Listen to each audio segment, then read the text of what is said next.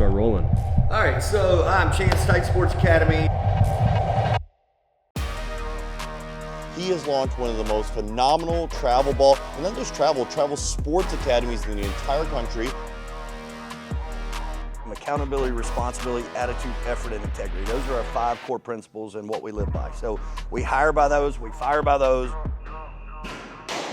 I think they said the wise man plants trees that he'll never stand in the shade of.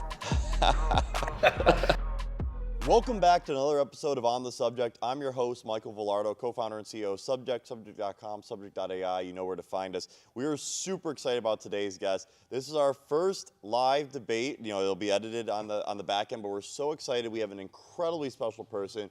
He has launched one of the most phenomenal travel ball, and not just travel sports academies in the entire country.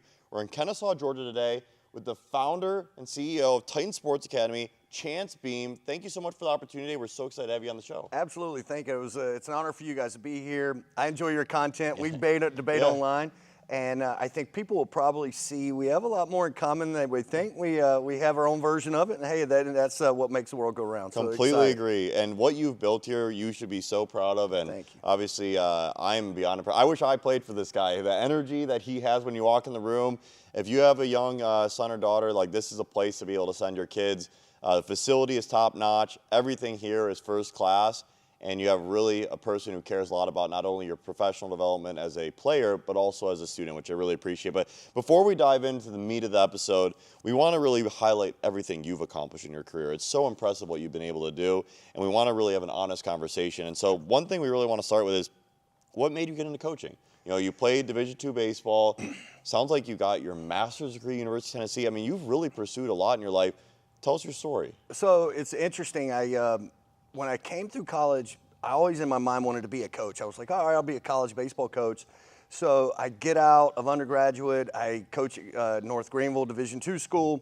From there, I have an opportunity to go to University of Tennessee and get my master's degree. Randy Mazey, Simcox, Delmonico that was there. We had a great year. 2001, won the College World Series. Wow, in Omaha? Yeah, I went to Omaha. What an incredible year. Finished 3rd in the country. We had 13 guys get drafted off that team. So was that Todd Helton? Or? No, that was Chris Burke, Stevie Daniel, Wyatt Allen. It was an incredible team. Yeah. Incredible team. And so, I was blessed to kind of like Forrest Gump, if you will. I just kind of fumbled into a lot of different really cool spots. And as I went through college baseball, I realized pretty quickly, like, these college coaches are starving. And I don't mean metaphorically, like physically, it's a tough line. Really, really tough. And so after that, like, my entire family was in the mortgage business. So I'm like, I've got a master's degree. I want a little bit more for myself. And I was like, all right, I'll move to Atlanta with my girlfriend at the time. Now it was my wife, and I'll get a job. And I did that. I was making great money. And I had a guy that his name was Miles Shota, and he was the agent for John Smoltz. So this is probably 2002. He knows me from Tennessee in the baseball world.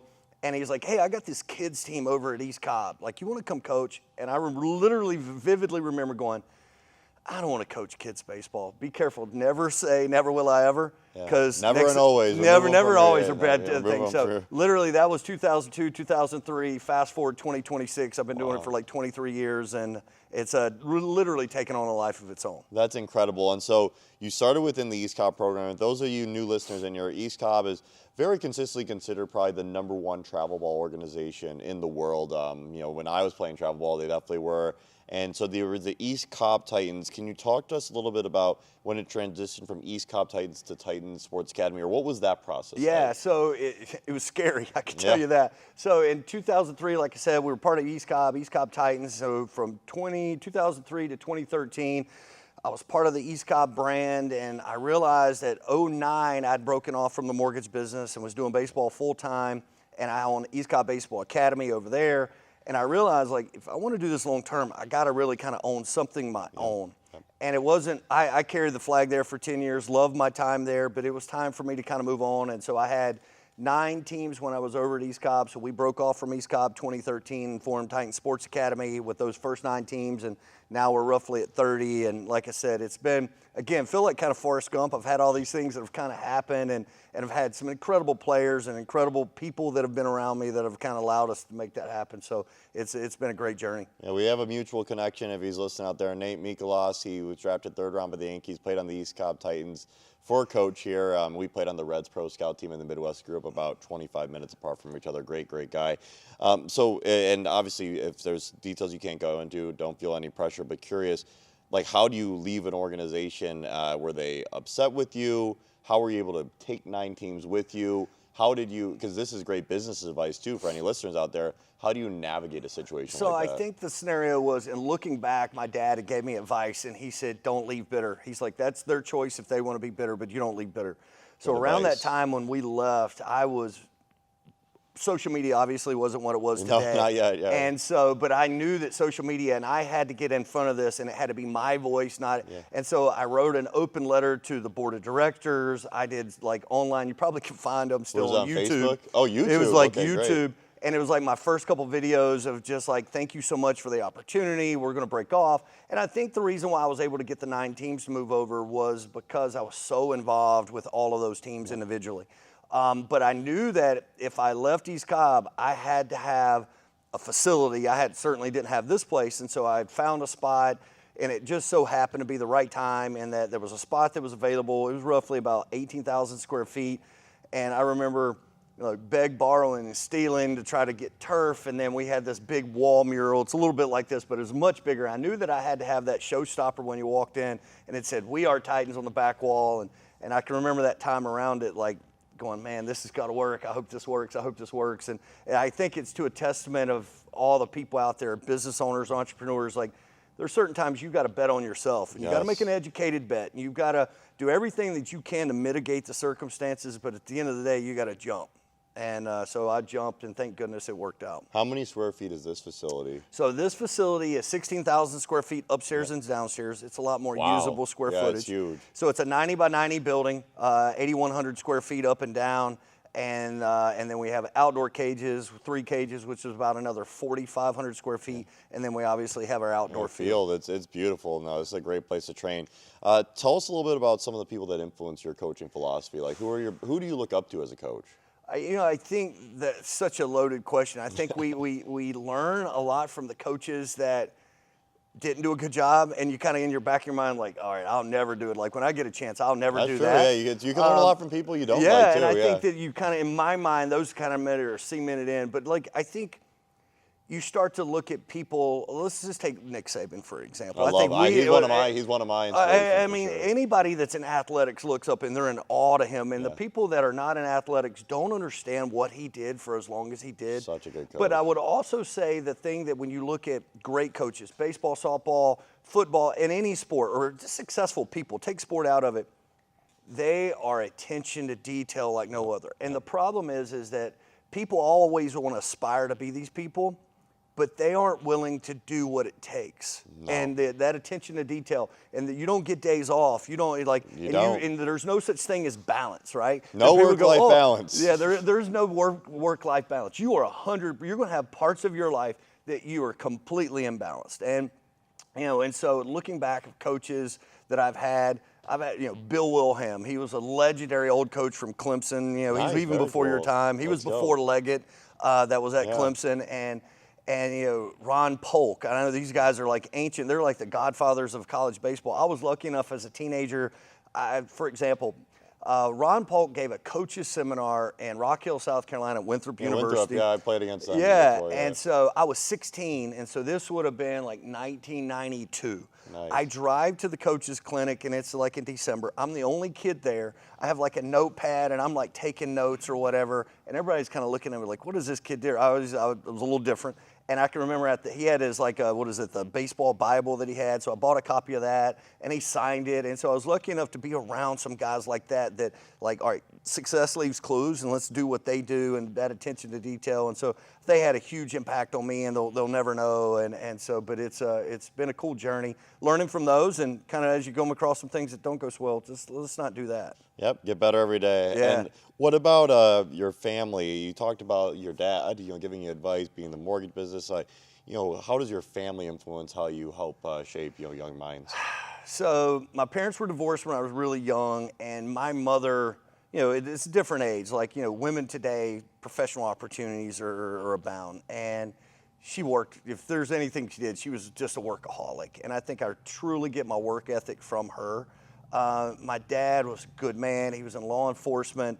And, as he's gotten older, he's been kind of that gives the sage advice. And, I remember when I first got married, for example, he said, you get to be happy, you're right, but you never get to be both. Right? And, if you're a married guy and you're listening to this, you go, mm-hmm. And so as you get older, you start to go, oh, man, that was so good. It was so true. Just because there's certain times that, by God, I'm going to put my feet in the ground. I'm going to be right on this. But there are other times like, oh, it's not worth it. Just, and I think that's the same thing in business. That's the same thing in relationships. My wife is, we've been together for 22 years. We've been together since I was in college baseball back in the day, 2002, 2001 we met, 2002. And so she actually works for a healthcare park here in town. She runs 6 different healthcare parks, runs $500 million of revenue. That's so amazing. She's absolutely incredible. And so it's a dynamic lady, really, really proud to call her my other half. I love it. No, it sounds, I mean, you definitely lead with a lot of high character, and you can tell, and that really bleeds into the program we have here. And so let's go through the program. 40-plus teams, 500-plus athletes, ages 8 to 20. What is the philosophy of Titans baseball? Like, what are you trying to do when people come in here? What are you trying to develop? I think I'm trying to develop better humans. I think that we use the game of baseball nothing more than a vehicle to try to plant the seeds that later hopefully bloom for life. And so I don't know if you guys noticed when you came in, like we're in our upstairs love it. I want to get some hacks in. And and apparently he could rake. That's what I was told. But when you came in, our cages are actually named accountability, responsibility, attitude, effort, and integrity. Those are our 5 core principles and what we live by. So we hire by those, we fire by those, we teach those. And I'm not saying that other programs don't teach those, but I would say we don't talk about it up front and then it not get talked about again. That's something that's a staple of what we do. And so, like, for example, Nathan and his group, I can't remember if his group around the same time, we were in Charleston, South Carolina. And we had 2 buckets of balls. There were 67 balls in both buckets. Good attention to detail. Yes. I don't know why I remember there was 6, 7, whatever. 6, 7, here we go. Clip it. Anyway, so there were those number of balls in there. And they left the buckets at a field. I think we were playing at Charleston Southern in the summertime, and one of the coaches called me, "Hey, Chance, I think you guys left your balls." I'm like, "Thank you so much." So on the way out of town, I go grab the balls. We get back on Tuesday at our first practice or game. We had to do 67 different things to earn 1 ball back, one at a time. Wow. And so it was like me teaching them, I don't care how good you are, nobody is above carrying a bucket. Nobody's above, and so I think that kind of pervades everything that we do here. So for example, I'm going to pick up trash, and I've got incredible people that work with me, never for me, they work with me. Team. And they do an incredible job. But, if we have to go shovel stuff or we got to do this or pick up trash, then I'm going to be right there in the middle with them, and they do an incredible job. But I think that we show who we are through leadership and how we serve, not so much of how we dictate.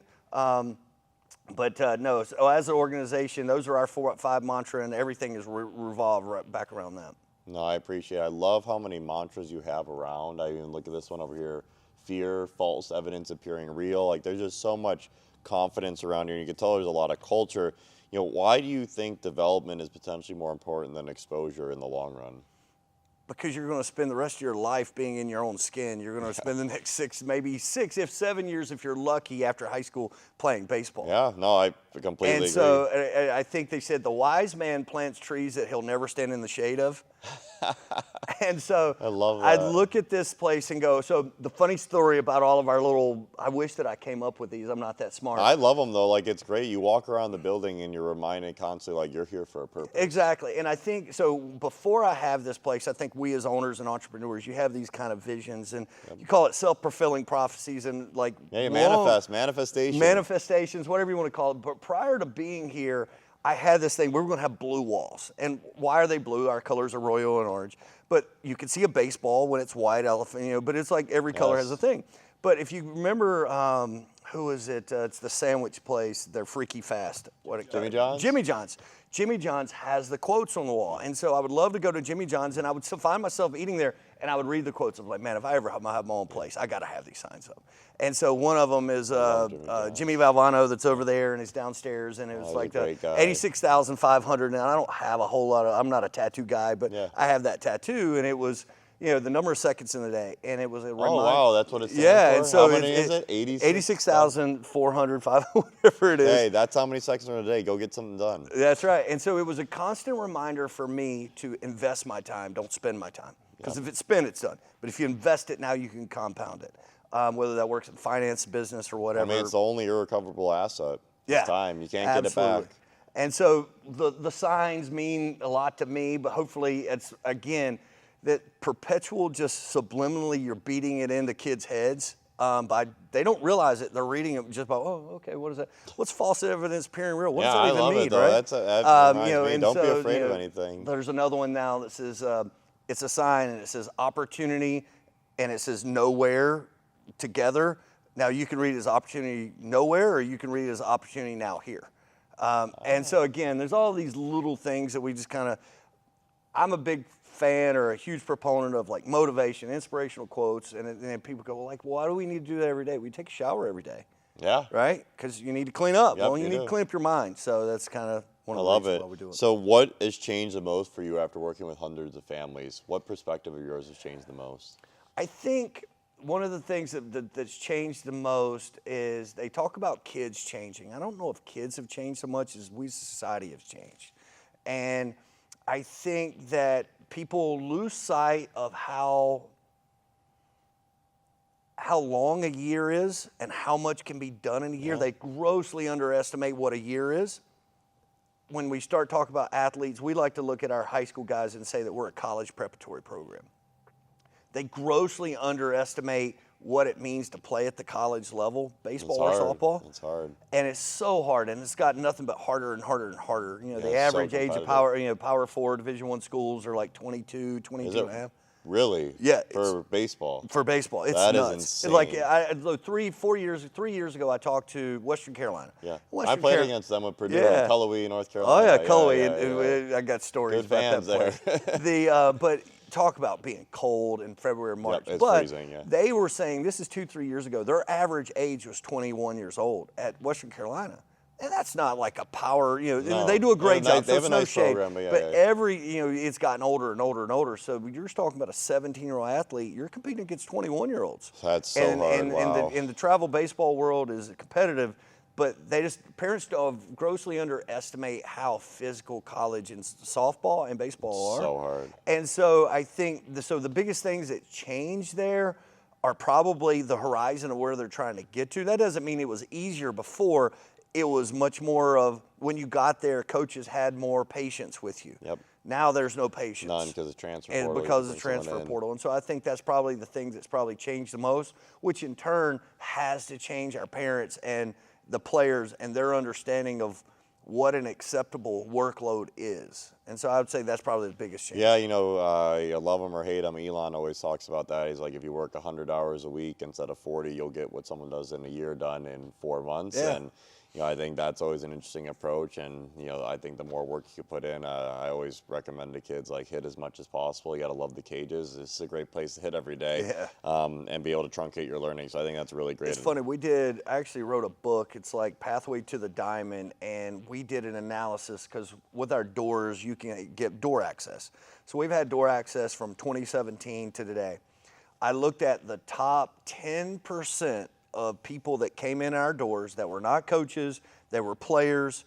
The top 10% of those guys, 70% of those players went and played college athletics. Wow. 70% of our top so putting uses. the time in is and so it was basically, when you went back and looked at the time period, they came to this facility or they worked out on average 3-4 days a week.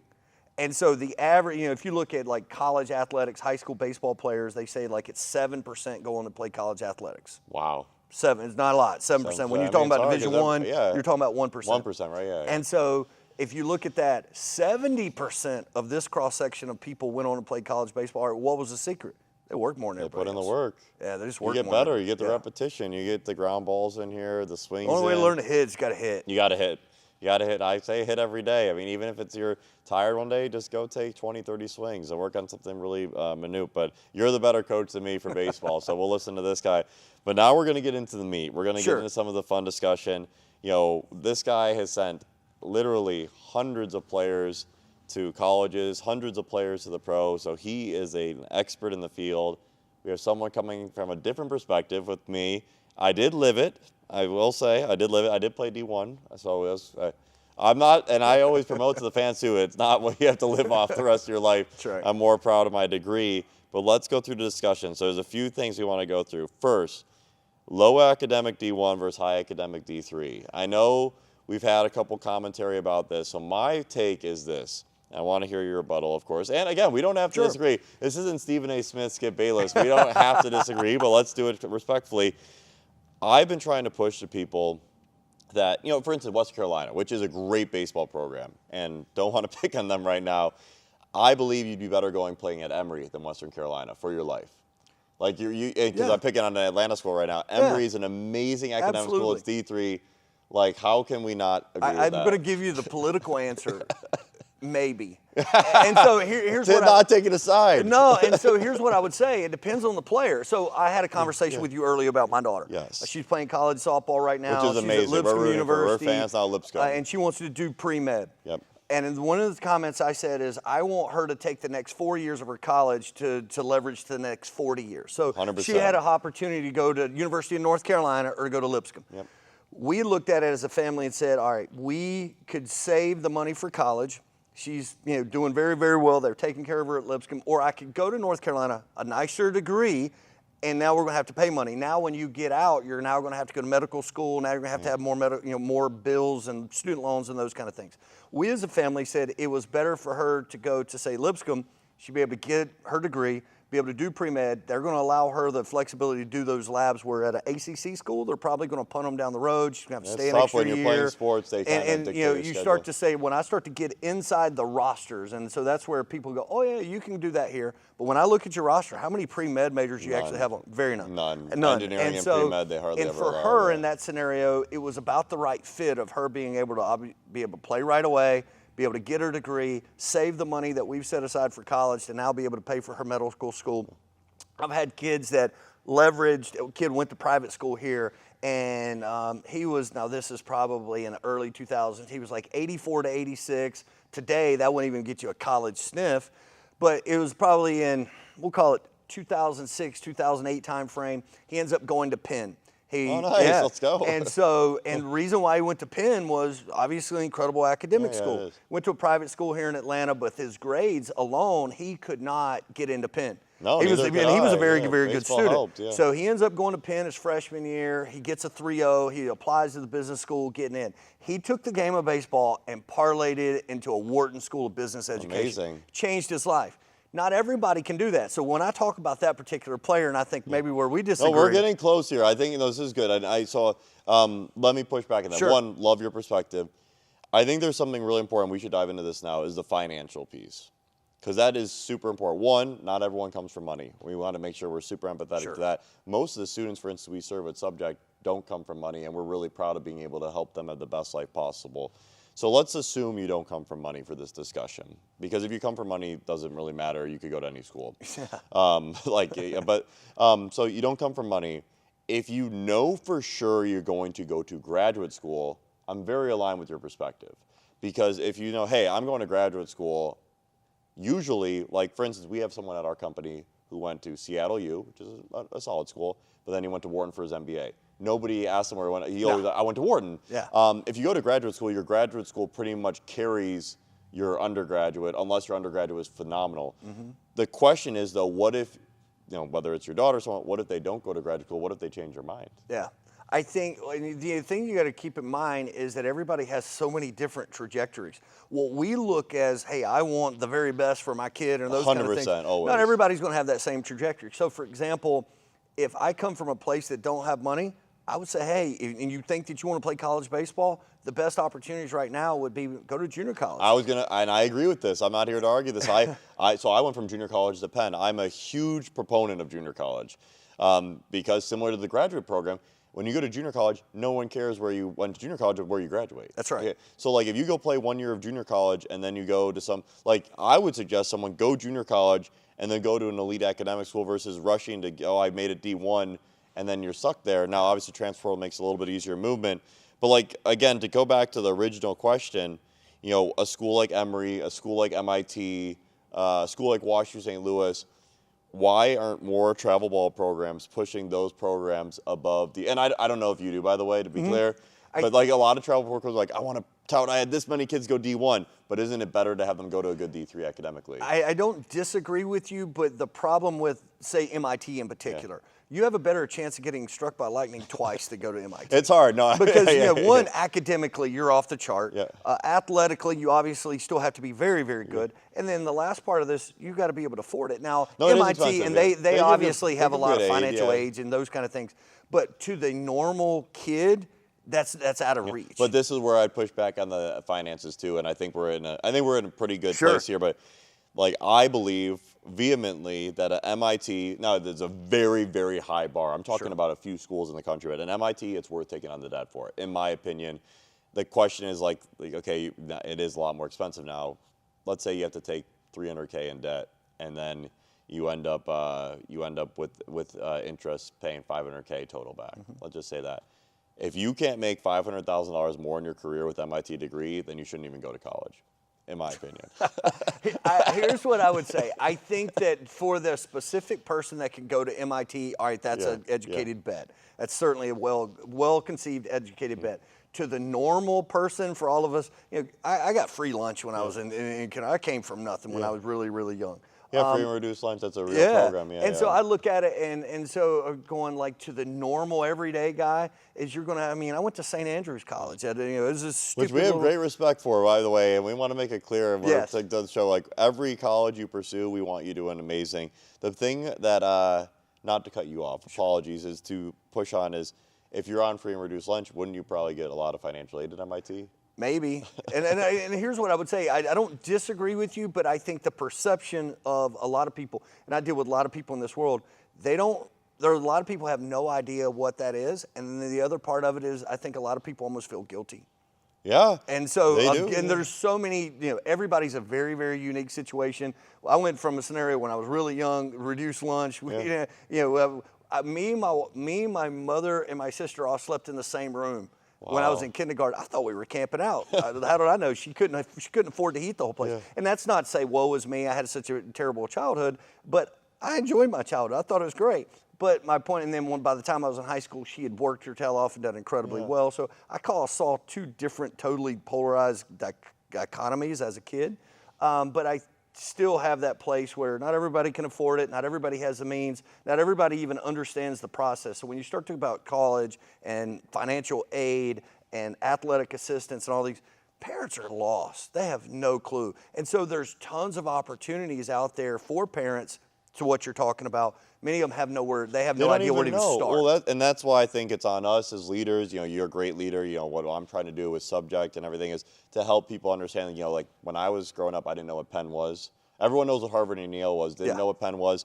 My brother, he ended up playing. He quit after a semester, but he got into WashU because of baseball. We had no idea these schools. And after I went to Richmond and then transferred to JUCO to Penn, I told him, I said straight up, hey, don't even look at D1, D2, D3. Look at U.S. News, whatever the best ranking is, go there. And because he had a lot of interest and offers from like schools like, again, not shading anyone, clear, like Toledo, Ball State, but he chose WashU over that because it's a better degree. And so I think, let me ask you, I'll ask you a question. I'll give you a question. So now with AI, stuff like subject.com, you've got so many non-traditional things that are coming down the pipe. And AI, we talked about it earlier, it is going to absolutely change everything that we know about the workforce. So for example, if you're an accountant right now, like you're going to be automated. It's going to be, I hear as we sit here right now, I've got this platform called Recruiting Made Simple, and so check it out after the call. Absolutely, and so in there every month they're updating new coaches, contact information.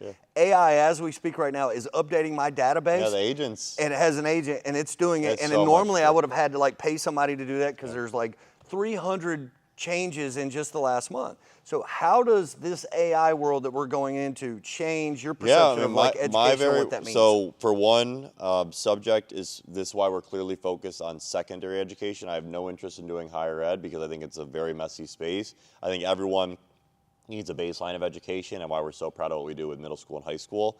And you're working with these students as well.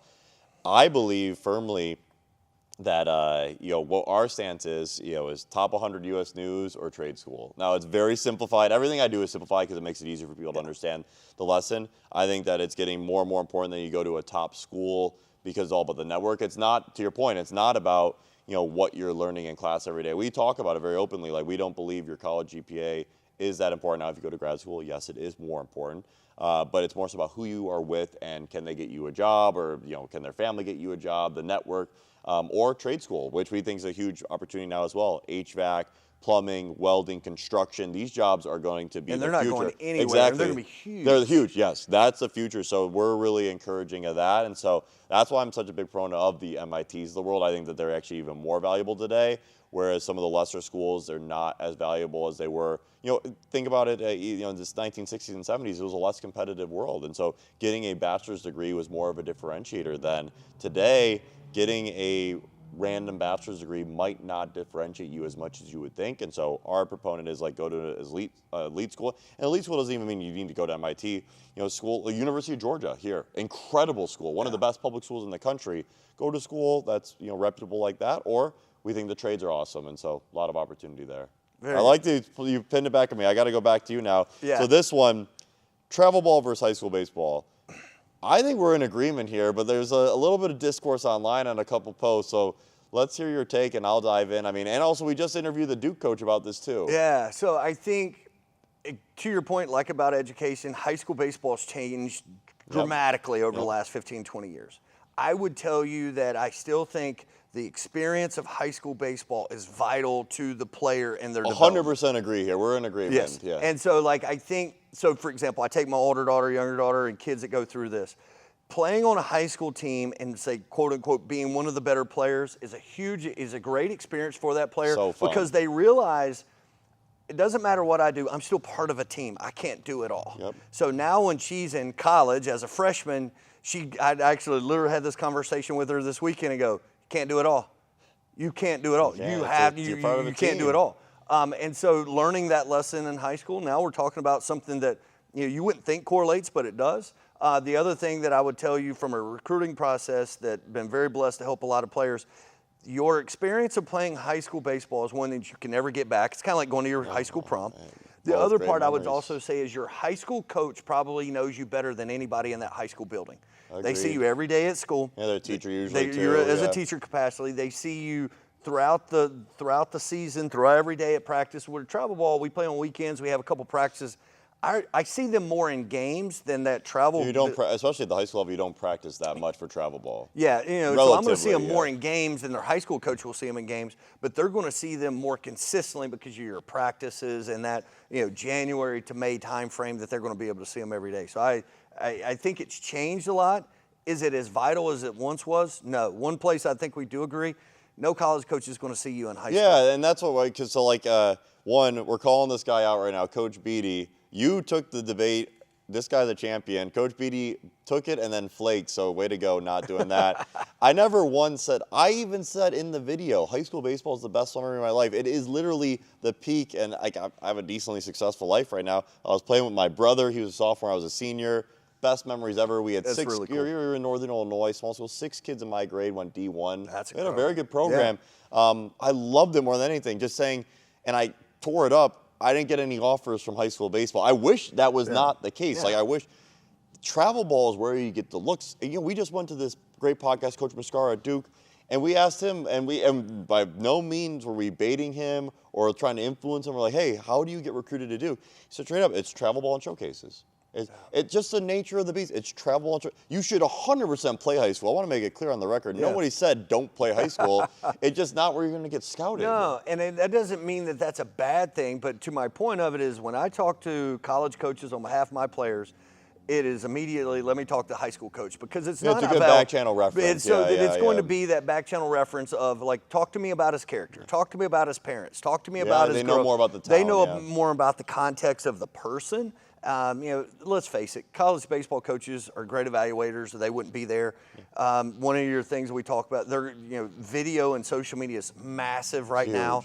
I know I use it with my guys. I coach at Atlanta Braves scout team. I got kids from all over the country. Oh, you're doing nice. That's a great program. And so I work with Ryan Klesko and his group. So what's the biggest way to find them? Let's tell the fans out there. What platform do you find them the most on? I'm going to Twitter. That's what the Duke baseball coach said too. Why? Why is it Twitter? Well, and so Twitter is such a low barrier of entry, meaning it's free. Anybody can get on there. I can, on my phone, I can search anybody and they're going to pop up. And so there's all these amazing services out there, but the problem is they're limited. Where Twitter is open to anybody and everybody. Anybody, it takes zero barrier of entry to get on. And so we try to educate our guys a lot of, like, when you're on Twitter, what should that look like? How do I post? Yeah, you got to make sure you don't post any nonsense on there. Exactly. And so what I tell people, and again, having a kid go through this, I told her, I was like, your Twitter is your 24-hour-a-day news channel for you as a baseball or softball player. It is. And so nothing, you don't like anything. Nope, you don't do anything, post anything on there other than your recruiting content of what you're trying to push. So are you looking for video on there? Are people like posting like also there's a lot more analytics now. Like you could actually see like, velocity, speed, and spin honestly, rate. I would say I'm looking for movement patterns. I'm trying to talking to college coaches, I do the same thing. Is so my video, you send me a video, it piques my interest. I can watch you move. I can see how physical or not physical you are, how your body moves. And from there, I can pretty much correlate that. And then from there, the second steps are you're going to go to PBR, a perfect game, and you can see your stats and any showcases you've been there. I start to look at your matrix. I see how you move. And with about a 90% certainty, I can kind of pinpoint you, all right, this guy could play for me or not. And that's before I've ever seen you play. So social media is big. Everyone be bigger on Twitter, but sounds like we actually agree travel ball is the best place. I mean, you run a travel ball program, but it is the best place to get scouted. And are there any big showcases you'd recommend to the players out there? And so here's what I would tell you. I would take it a step further. I'm not a huge proponent of showcases. Okay, why? I think it could be a money grab. Yeah, there's a lot. There could be a lot of money grab. Well, that's the problem is like with and even travel ball, not a place like Titans, not a place like East Cobb. A lot of travel balls are money grab. And that's why and then the discourse gets online like, oh, see, you're just promoting. One, I don't even run a travel team, so I'm not promoting anyone. But if you go to the right travel ball team or the right showcase, you're right, it's usually like the invite-only showcases that are very hard to get to anyways. Well, and here's what I would say is that there's showcases that you go to and there's no college coaches there. Well, all right, what's the point? It's so bad. And so, there's a lot of those, though. And there's a lot of those. And so they call them metric showcases, and I'm not a huge fan. So I would say I say it more of a camp. I want to be able to go to a camp that I know college coaches are actually physically be there. One of the things that we've done for our organization to kind of bridge this gap is every weekend we got 12 to 15 teams that are out playing at Perfect Game, PBR, and those kind of things. Great organizations. And so, but you're spread all over Hell's Half Acre for all of these tournament games and stuff. So at the end of the summer, what we did is took that same amount of money that I would have all of our teams play in a tournament, we host our own showcase. So we bring in like 15 colleges. Here? And we do it actually here. We do it at Georgia Highlands as a turf field. Cool. Or this year we'll probably do it at Kennesaw State. What are the dates? I think it's like July 27, 28. That's so amazing, we bring in those 15 colleges. We pay them to be there. Yep. So I know they're going to be there. You know they're going to be there, yeah. And then the other part of that is because I'm paying to be there, it's quote unquote a camp. Well, now they can interact with the players and actually talk. Smart, so it's a way that I can get around smart. the NCAA I like rules. This And so we bring in all the guys. We do a pro-style showcase. We take their numbers. We take their metrics. And then in the afternoon, we actually do scrimmages. We provide the guys lunch. We take care of them. I love this. Now those coaches are there to see my guys. I give them rosters with all of the information, all the contact information. The parents are there. We do like a recruiting seminar. And I found that, hey, your kid, we went and played this tournament. Great. How many college coaches see? Maybe one, maybe two. Well, if you're an elite team, maybe you got a guys. But let's face it, they're not at every single game. They're not. And that's the hardest part about baseball, I think, is that you have to perform when they're there. Yes. And there's a lot of luck of the draw. I remember my brother was at like the Jupiter tournament, Worldwood Bat, and like hit a bomb. But then like the Michigan coach showed up his next at bat, and he struck out. And it's like that's like the luck of the draw. That's right. I love that you curate that environment with the hosting a showcase. That's absolutely brilliant. This is why you want to be able to go to a place like Titan Sports Academy. I think one shout out I'd want to give to showcases like or camp, to your point, is like the Head First. The Head First group does a great job for high academic programs, and highly would encourage players to check that out. But I completely agree with you there. And I think what you said there is understand your fit. Yes. Understand your fit. So if I'm a high academic kid, I want to go to a head first. I want to go to a very specific college or a camp that's going to have those like minds there. There's so much going on that you need to, so for example, I'm running this, putting this site together, Recruiting Made Simple. 90% of kids go to school within 6 hours of where they live. Really? 90% of kids go to a college within 6 hours of where they live. Sense, yeah. So, because I'm not driving 12 hours to go see you play. I've done all this. I want to see you play too and enjoy this process as well. Yeah.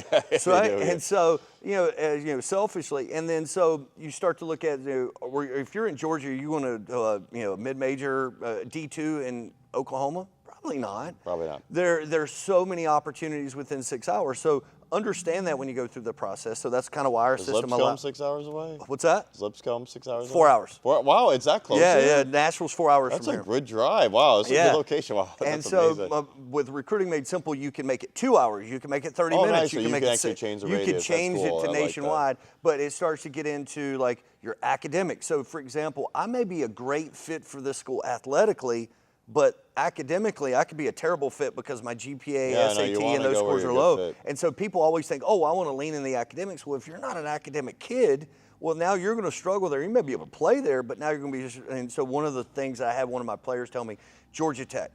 It's a great school. Great school. Love Georgia But one Tech. of the things that he said is that it's a great place. He competed there athletically in the ACC. He was like, it's so hard to stay eligible here because everybody else gets all day, every day to study and do their papers and all this stuff. Hard. He's like, I don't get that. And he said, he's like, it is so hard to stay eligible. And you wouldn't say, oh, eligible is easy. Not at Georgia Tech. It's not. I'm glad he was honest. Yeah, I mean, that was so really hard. It was totally flipped. And so when you start thinking about fit, you really need to get into, all right, what are my socioeconomic needs? Maybe it's a religion. Maybe it's a private school, public school, big city, small city. My younger daughter does not want to go to a big city. She wants to go to somewhere a little more out and about. She doesn't like Nashville? She loves Nashville, but she doesn't like Nashville. She was like, I like this place, but I never want to live here. I'm like, okay. Hey, I like the self-awareness. That's good, yeah. And so it's been interesting seeing it with my own kids and now talking to other families. Send her to Dartmouth. There we go. New Hampshire Ivy League. Be good. That's a great segue into the next debate is Ivy League versus SEC. I feel like we're probably going to disagree on this. Yeah. I think you should go to the Ivy League. Kid here gets an offer to play at LSU, top program in the country, arguably, or Harvard. I would tell him he's never going to play at LSU. Yeah. Wow. Okay. Wow. I'm just being honest with him. Like you, especially as a freshman. Yeah. As a freshman, you're not. No. You're not. So, for example, do you know that last year UAB had the same number of guys drafted than University of Georgia? No, I know. So if you're wanting to play professional baseball and you want to play, then going to a Power 4 school. So let's rewind this in a different way. In 2024 graduates, there was 3 kids that were ranked in the top 100 players in the country. From here? From Atlanta, Georgia. Okay.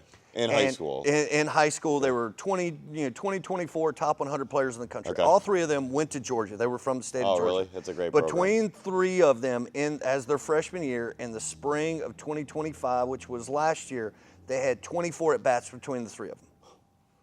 They were the best players in the country, and they didn't play. Well, this is why you got to get the best education. Well, exactly and I don't disagree with you, but the same kid that can go to LSU probably is not going to Dartmouth. I agree. And so you're most talking about 2 different people. Well, agreed. But I think the big thing that I'm trying to stress to players here, like my dream was to play MLB or NHL, and I didn't make it, but it was my dream. And Absolutely. I bet most kids here, their dream is to play MLB. Sure. Because who doesn't? When you're in high school and you're like, I can make $60 million a year playing a game I love, that's the best thing in the world. Yes. I think what I'm trying to push in is you can get drafted from the Ivy League. It is harder, don't get me wrong, but the backup option from Ivy League degree is so much better. You think about, and hopefully some of our fans are out there to remember these names. You probably will because you love the game so much. When I was playing, Vanderbilt won the national championship. Their team was, and keep in mind, this is a great school too, so maybe it's a bad example. But they had guys like Rhett Wiseman, Xander Wheel, all these guys who, Dansby Swanson, he's made it. He's great. Nobody else from that team has made it. Nobody else. Carson Fulmer as a pitcher maybe. None of these other kids end up making it. And it's they were the national champions, and they didn't make their career in baseball. It's so hard to make it that if you're that good, why can't you make it from Harvard? If you're that good, if you're a specimen. Well, yeah, but I think you're comparing apples and oranges because academically is completely different than being good athletically. Oh, agreed. And I'm saying if you're the best baseball player in the country and you went to Ivy League school, do you not think you would get drafted high still? If you were the best player in high school? Like, who's the best player right now in college baseball? You would know better than I. Rock Chowalski on UCLA. Yeah, UCLA. Go Bruins. That's where I got my MBA. Yeah. So if he was at Harvard, you don't think he would go first round? I think, well, again, he wouldn't go to Harvard. Why not? That's what I'm challenging. Well, that's the thing. He wouldn't go to Harvard because academically it would take away from time that he needs to spend to be the best baseball player in the country. And so maybe. So if you're going to Harvard or academic school, you're going to have to spend we talk about Georgia Tech. You're going to have to spend so much time there studying, which again, in their own right, they should be. You shouldn't be easy to go to Harvard. But at the same time, that guy's not going to go there because he's not going to be able to put in all the time to be as good as he can. Well, so I think, this is good. We're getting a good meat of this debate. So I think you're right. Now we're doing a little too extreme. So Rock, I hope I pronounced the name well, Chowalski, he's going to make $8-9 million this year. So he's actually doing it right. Now let's bring it back to the middle again. So let's talk about even like a 3rd rounder through 15-round draft pick. Don't we believe they would make more money? And not saying life's all about money. I want to be clear here too. But if we're talking money, they'd make more money as a Harvard alum than a 3rd to 15th round draft pick. If your measure of success and professional, we're just talking money right now. We'll go back to fulfillment after. Is money, or if you could say professionally over 50 years having a degree from Harvard, you'll probably make again if you can make the MLB, it's the best. Yeah, we're aligned here, but if you're minor league, yes, but now you cut the head off the snake and go, all right, if I graduate from an elite institution, obviously I'm going to do well. If I make the Major League Baseball, obviously I'm going to. Now let's talk about everybody else. Okay, so now we're moving away from. This is good. So we're moving away from Ivy League and 1st-round draft picks. So now we're going. Hey, 3rd to 15th round draft pick versus a ACC, Big Ten, SEC school. So I think when you even say 3rd to 15th round draft pick, you're still talking about elite. Oh, players. You're talking about studs. These are star players, but it's very hard to make it. Like you talk about 1st-round draft picks, I want to say around a 3rd of them get at least 1 MLB inning, and that's still not that high. Yeah. Once you get to 3rd round, you're talking about less than 10%, which is insane to think about. Because it's so hard to get drafted in the 3rd round. You are a superstar college player if you get drafted 3rd round. That's right. So I would say that, again, it's all about how you wouldn't say manipulate such a bad word, but utilize the system to kind of get where you want to do. So, for example, let's talk about the kids that we talked about, UAB. He gets drafted after his junior year. And so he doesn't have his degree, though. He doesn't have a degree, but with most of those guys, they're going to be able to, through Major League Baseball, they fund the accounts for them to finish their education. Which, if they go back, I swear, a lot of them don't go back. And a lot of them don't go back, and that's their own stupidity, and they should certainly do that. Which we want to help encourage, always pursue it. Absolutely. And so if you have that and you go, okay, I'm getting it paid for no matter kind of where I go, then I should try to find if I'm done playing and now I'm going back, I should find the very best education. I love this approach. This is the right way to do it. So I went to UAB. But a lot of people don't do it. No. And so you went to UAB? What's that? You went to UAB? No, I didn't go to UAB. Oh, I got one of my players as a recruiting coordinator, and so he was telling me. It's a great program. Great program. And so say for example, and I'm just using UAB as an example, but say you're in a mid-major, Division II, Division III, whatever program you're in, you get drafted, and part of your signing bonuses is we're going to help you pay to finish school. When you are done playing or you decide, you could go to don't just go to any school, they're going to pay for it. Then you go to the best freaking school you possibly can. And now you have pro baseball experience and using that on an application that's unique. Yes. But most people don't do that. And so I think, let's keep drilling down this because it's a really good discussion for all of our listeners to hear out on. So, for instance, UAB, great program and a decent school. But what about going to a bottom tier Big Ten or ACC school that has way better academics? Why not do that? I mean, you could. All right, so you were saying one of the things I think that we were kind of going back and forth was the club thing. Oh, yeah, okay, so let's drill into this right now. And so, would you go to a club school at Michigan rather than playing, say, at Columbus State Division II? Yes, yeah, so, okay, let's dive into this. See, this is good. Yeah. He's putting the tables back on me. This is great. All right, and I think my push there is, there's so much pressure on kids, especially when you're in this environment. And this isn't on you, this is on me, this is on society. Yes. when you're growing up in your identity as an athlete and you're a baseball player, you are judging your performance based on where you make it. Like, am I a D1 player? What's my friend doing? Or are they, I'm D2, D3, so much of that. Whereas if you don't, like, if you talk to many of our colleagues who didn't play sports, they don't care about that at all. They're just like, hey, where am I going to go to school? I'm going to apply. I want to have a great experience. I want to meet people. I want to have fun. I talk about meeting my wife. She went to Florida State. She had the best time of her life. It was amazing. I'm so jealous. Whereas like all of my friends and stuff, there's so much pressure. Like, I got to play baseball at the next level because you drilled in that as your identity your whole life. I'm more so trying to give these kids an opportunity to say, hey, you go play club baseball at Penn, you're probably going to have a better life than these kids playing low in D1. And so like, and obviously you got to get into Penn on your own then, which is very, very hard. It's more so trying to say like, hey, if you're not getting the schools that you want to offer you for sports, you can still play sports while not being on scholarship and carry the love of the game. And I think there's so much misinformation around that. Here's what I would add to that. I think that the perception of baseball guys, and I'm probably an arrogant baseball guy, I put myself in that category. I love baseball. But I would say that playing a club sport doesn't feel like you really played.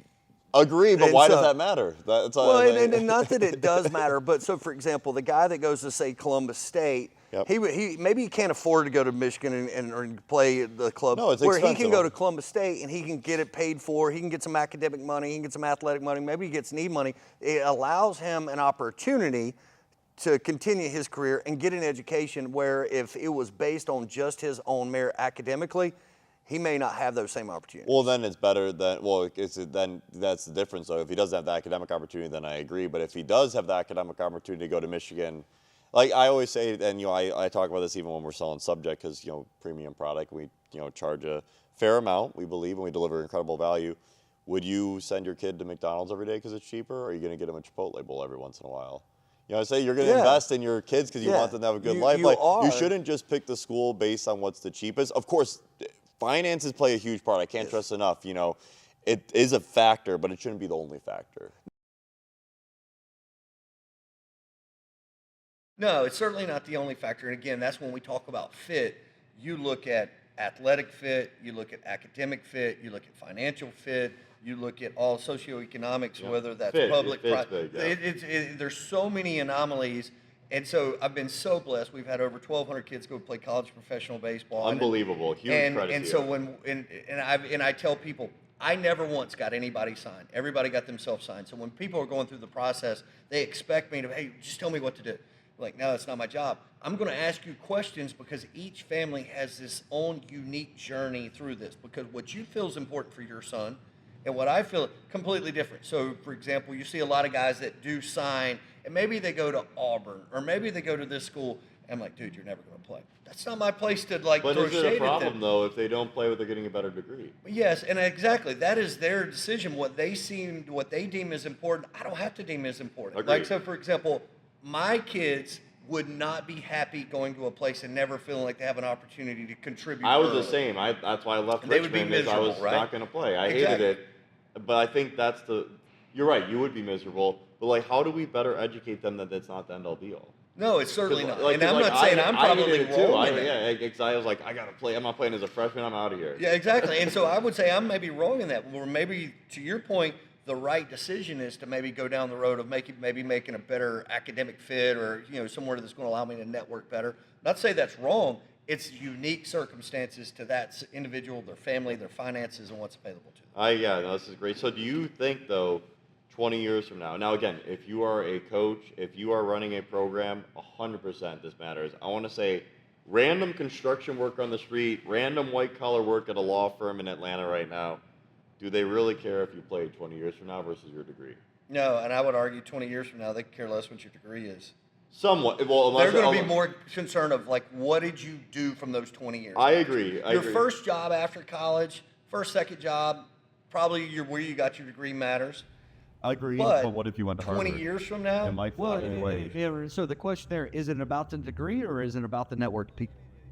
Well said. See, you got some good questions for me. Yeah, I think the network, to your point, but that is part of the degree. And I believe firmly with you. I'm with you there. your network is more important than the degree, but I guess the degree is a proxy for what your network is. And so like, It gives you a head start. yeah. Well, I'm saying even 20 years from now, like for instance, I'm not there yet, but I'll be 20 years out of, I mean, I'm only like 10, 15 years out, so I got a lot, but when I'm 20 years out of my program, you know, having a degree like Penn can bring a lot of value.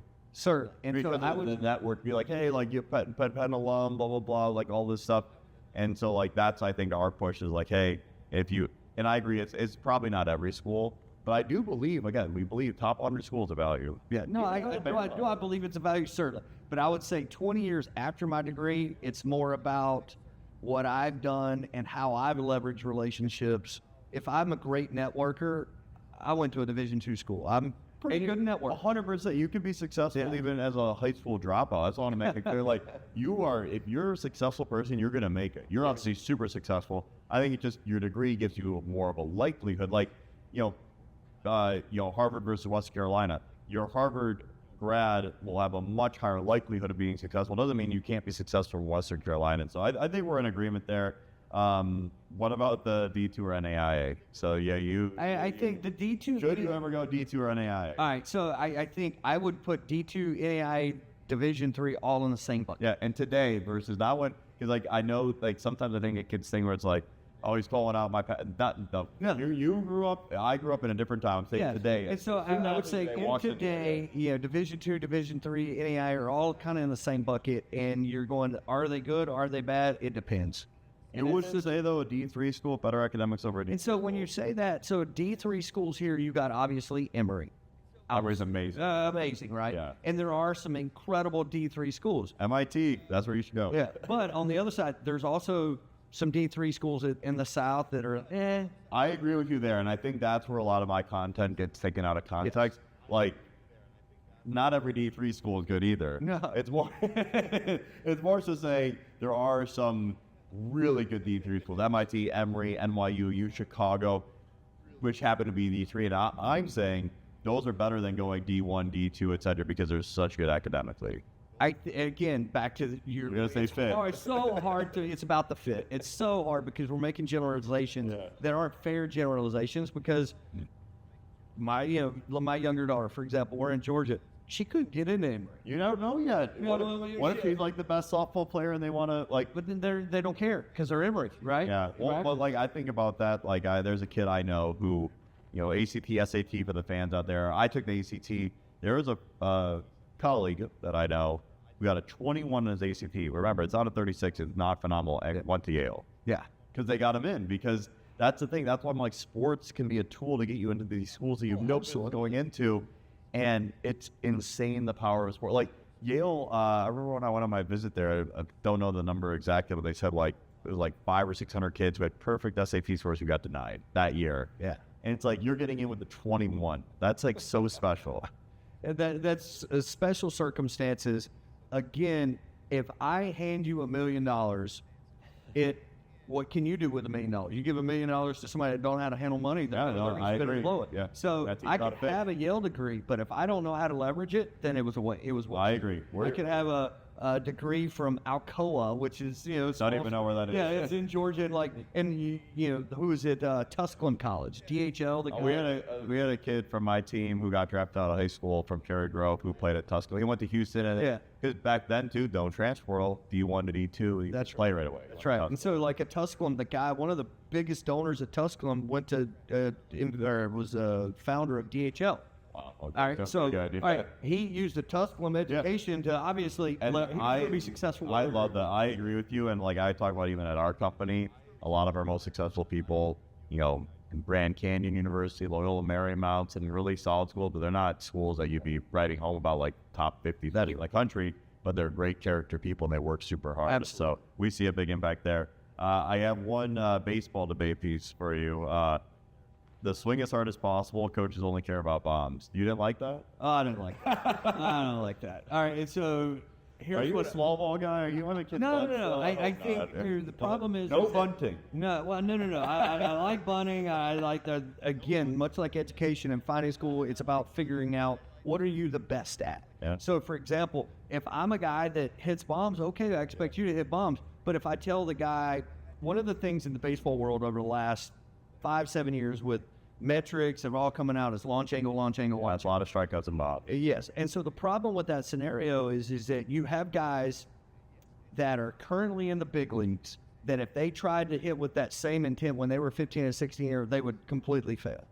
They can do things now that they couldn't do when they're 15 or 16. So asking a 15 or 16-year-old to do something like a big leaguer, you're going to fail. So, for example, Victor Scott, he's a center fielder for the St. Louis Cardinals. He played for me in 2017. Oh, wow. Great story. What a great guy.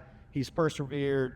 He's a product of a great player, kept his nose down. And remember when minor league baseball or Major League Baseball, they changed the balk rule where you can only throw over twice, and if you do it, you get second. Yeah, I love that. They did that in minor league baseball before bringing it to the big leagues. The first year they did it, he stole 95 bases. Wow. But made the big leagues. Obviously, incident rule, he's been in the big leagues and so on. He played on my 2017. I went back and looked at Game Changer. I love that site. He had the 11th highest batting average on the team. Wow. He's playing in the big leagues. Wow. He had the 11th highest batting average. He only hit 9, right? And so he could run. He had a lot of swing and miss, but man, he could freaking really run. He would hit ground balls. My point of it is all the heroes and champions in life have not already been chosen. And so people get so caught up with. That's a really cool story. 11th best batting average on a travel ball team. 16, and now he's in Major League Baseball. And so my point of it, if you would have looked at that and been like, all right, you get the 11th highest batting average in high school, you're just, he's a throwaway. He wouldn't be in the big leagues, right? So if he believed that he was a finished product, then he would have been done. My point of saying that what's happened over the last 10 years with the whole launch angle idea, it's made guys 15, 16, 17 years old think that I should have hit all these long fly balls. And so what they'll do, and I've seen it every year, they'll come back to the dugout and go, oh, I just missed that. You're standing in the dugout. You didn't miss anything. All you did was you hit it with everything you had, a 260-foot fly ball, which is an out. Yeah. Instead of the 35 degrees of launch angle, let's keep it at about 12 or 15. Hit a ball in the gap at 12 to 15 degrees. Now you're standing at second base going, oh, I just missed that, but I got to double the gap. Hard ground balls, line drives still play. The problem is that Major League Baseball and all the saber matrix go, oh, your on-base percentage and your extra-base percentage is so much higher when you get the ball in the air. The problem is they don't take those same numbers, don't play in high school. Because that same guy at 30 degrees, well, he only hit at 260, it's out. Where if he hits it at 18 degrees, 15, 12 degrees, that's a single on the left or a double on the left. Now his batting average is higher. He's more confident with himself. He's more valuable to his team. The other thing is high school baseball fields aren't as nice as Major League Baseball. No. Infielders aren't as good. So I can hit a ground ball in the 6-hole. It's going to take a bad hop, even with a great shortstop, and it's going to be a hit. And that kid at 16, even the guy that, great, you said Dan Sue Swanson. Dan Sue Swanson, he's from this. Yeah, he actually, his dad lives really close. His dad's Cooter Swanson. He was like a great guy. A great guy. I remember when he was in high school and he told me that he was going to Vanderbilt, I was like, I don't know if that's going to be a fit.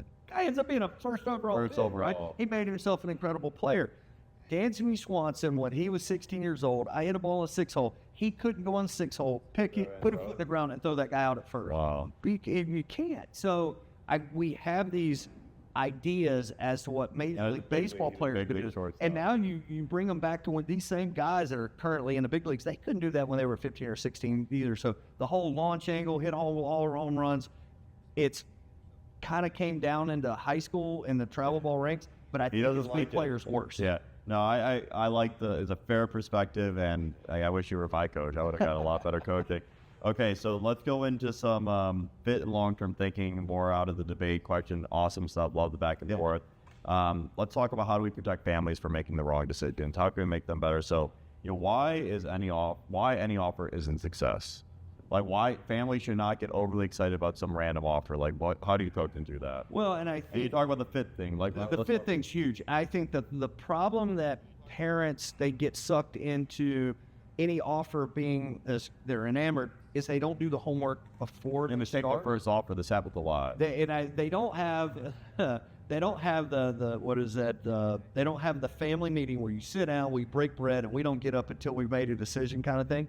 They don't recommend doing that. Yeah, absolutely. And so one of the things we did it with my old kid, and I do this for a professional. We have a break bread, and I told our parents, you need to have a break bread meeting, and it needs to happen probably before you're able to sign. And in that meeting, mom gets 5 minutes, nobody can talk. Dad gets 5 minutes, nobody can talk. Kid gets 10 minutes, nobody gets to talk, and all you do is write when everybody Lets a sibling talk. Huh? Does a sibling And the sibling probably gets to say so in there as well. But those three people, and the problem is that in that 5 minutes for mom, 5 minutes for dad, 10 minutes for player, everybody's going to put on the table what they think's important.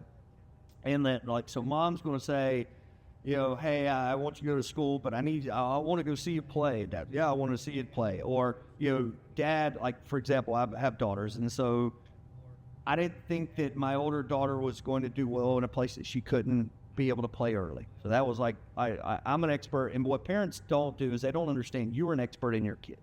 My point of saying all this is you need to get on the table all of the things that are non-negotiable for that player. Mom's going to have some great input. Dad's going to have some great input. Player's going to have some great input. And we're going to get on the table what we feel is important. So, for example, again, I use some personal experiences. My older daughter said, I want to play for a female head coach. Cool. Great. You want to play for a female head coach as a softball player. I want to do pre-med. She had some things that were non-negotiable. Because we had those non-negotiable, now when we had other people offer, it just took it off the table. And I think what happens is when you haven't had that conversation, when you start getting these offers, you're all over the place because you don't know what's important to you.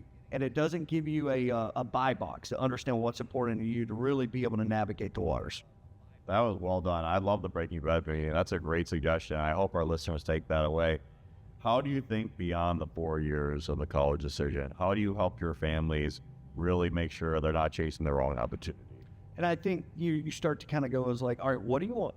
You start to say, okay, what do you want your world to look like? What do you want to live? What do you want to do? Where do you want to live? I always say that. What city do you want to live in after college? It's very important. Very important. And so it's like, asking a 16-year-old kid, like, what do they want to do with their life is like asking them, like, split atoms. They don't know. Yeah, they have no idea. All right, well, what's important to you? Do you want to go to a job where you're going 8 to 5? Do you want to have, like, more autonomy? Do you like AI? Do you not like AI? You like to... And so you start to kind of build out this world of what I want my life to look like. Maybe I want to be a teacher. There's so many beautiful professions. And so trying to get an idea and then go with the parents like, all right, let's help reverse engineer. Mom, you know what's important to him or her. Dad, you know what's important to him or her. And from those three people, you start to kind of form that reality. Now we can reverse engineer that back to, again, trying to figure out our buy box.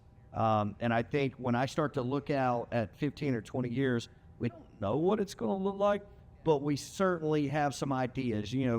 I'm probably not going to go to Hawaii. We've never been to Hawaii. It's a cool place, but I'd like to visit, but I don't see any of my kids living there. Where a lot of people, man, that'd be great, especially if California, it's a 4-hour flight, no big deal. Yep. Right? For me, that's a complete world. It was so far from here. Right? And so you start to kind of meld that together. But at the end of the day, let's start with the end in mind. Yep, I love that. So we're going to do some recruiting rapid fire now. And so we just want to really be able to get your take, either this or that. There's no wrong or right answer. We're not even getting my take. We're just getting your take. So let's rip through this. Ready? So batting average or exit velocity? Batting average. ERA or throwing velocity? Whip. Doesn't even answer. Okay. Okay, it's a good one. Stolen bases or 60-yard dash? Stolen bases. Well, shout out to Victor. Yeah, good guy. Slugging percentage or home runs?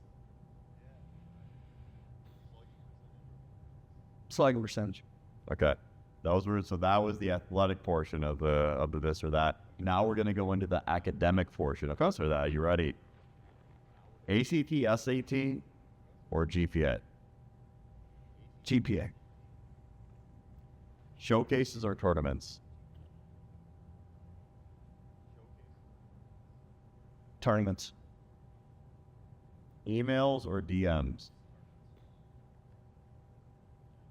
I'm going to say emails. The reason why I'm not saying DMs is a lot of people haven't turned off.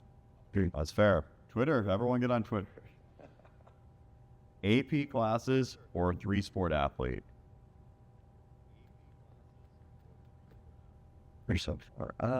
AP class. He loves education now. He's coming on board. This is great. Okay, now we have a college edition of this or that. Okay. Ivy League or SEC athlete? SEC athlete. Okay, he's going back. He doesn't like education anymore. Internship or summer ball? In high school or college? I think we're referring to college. Oh, internship in college. Yeah, I very strongly believe that. It's very controversial with the college coaches. They want to make you play summer ball, but it is what it is. Club sports or frat? That's like choosing a list to read. If you're doing club sport, you're basically in a frat. So they say it's frat. Yeah. I'll probably get hammered on that. D1 bench warmer or D3 all conference? D3 all conference. Awesome. And so I think just lastly, we have a few other insight questions, and then we're going to do a good moment of gratitude together. You've been so fun to talk to. I definitely wish I would have played here. Really, really inspired. So some of these last things we really want to be able to help families out there so they can navigate the process. So, what's one recruiting myth that needs to die?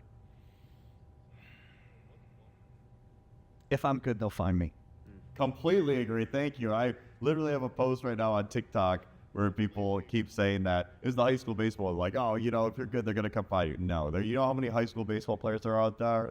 No. Yeah, you're a needle in a needle stack. Yes, literally. It is so hard. You got to work harder to get recruited. What's one mistake most families make? They're not organized enough. What do you mean by that? They don't have the meeting we talked about. I love breaking bread meeting. They don't have like a way to really be able to kind of what I'm creating recruiting made simple, but they don't have a way to understand like, all right, what is the GPA of the school? Is this a high academic school, low academic school? Where would I even fit? Like really kind of dive into the roster. Like, do those kids on that roster look like me? Do I look like them? Would I be a fit on that roster? Like, if everybody's 6'3", 215, and I'm 5'9", well, you're not fit. It's so hard. Yeah, I remember when I went to Richmond, everyone was like 6'4", and I'm not even that short. I'm 6'1", but I was like, wow, I'm gonna have to muscle up. I gotta hit more bombs. That's right. The fences. What's one thing athletes should start doing earlier? Player performance training. Come to Titan Sports Academy. One thing parents should stop doing.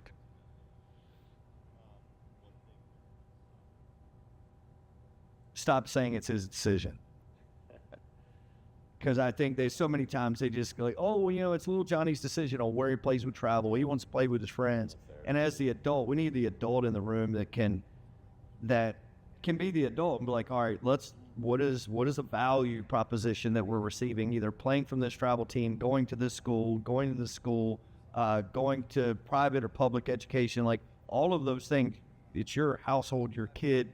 You have to kind of be the adult in the room to help guide them to some of these decisions. Completely agree with that. I love that. And what's one coaching lesson you learned the hard way? It's easy being you. It's hard being somebody else. Wow, that's divine good wisdom. So we always end our episodes on the subject with one specific way, and I'm sure you'll have a really easy time doing this, although it'll be hard for you to probably choose, is we want to give gratitude. We say that coaches, and you're one of these coaches, so thank you for all that you do for kids. Coaches and teachers are the heroes in society. They're the one helping young people, and that's why we're in education. So is there one coach or teacher that you'd love to say thank you to end the episode that has helped you? You see so many. And trying to think back in the day and that kind of stuff. I would say